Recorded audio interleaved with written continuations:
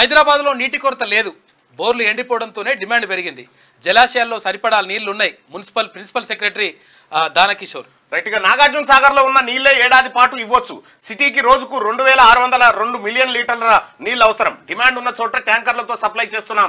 Summer action plan పై అధికారులతో దానకిషోర్ గారు review నిర్వహించారు. హైదరాబాద్ లో నీటి కొరత లేదు. బోర్లు కొద్దిగా ఎండిపోవడంతోనే డిమాండ్ పెరిగింది తప్ప సరిపడా వాటర్ ఉన్నాయి. నాగార్జున సాగర్ నీళ్లతోనే ఏడాది తీయొచ్చు. నెక్స్ట్ జలాశయాలు కూడా నిండుకుండలాగానే ఉన్నాయి. ఏం ఇబ్బంది పడాల్సిన పని లేదని చెప్పి నీళ్ళ కష్టాలు ఏం లేవు. ఇవన్నీ కూడా కృత్రిమంగా అట్లా సృష్టిస్తారు. 1000 లీటర్లు కావాల్సి ఉంటే 2000 లీటర్లు అంటే ఇప్పుడు అక్కడ ఏది కర్ణాటకలో 1000 లీటర్లు కావాల్సి ఉంటే మన దగ్గర 2000 లీటర్లు ఉన్నాయి ఒక్కొక్కరికి ఇవ్వడానికి అని చెప్పేసి చెప్తున్నాడు ఆయన.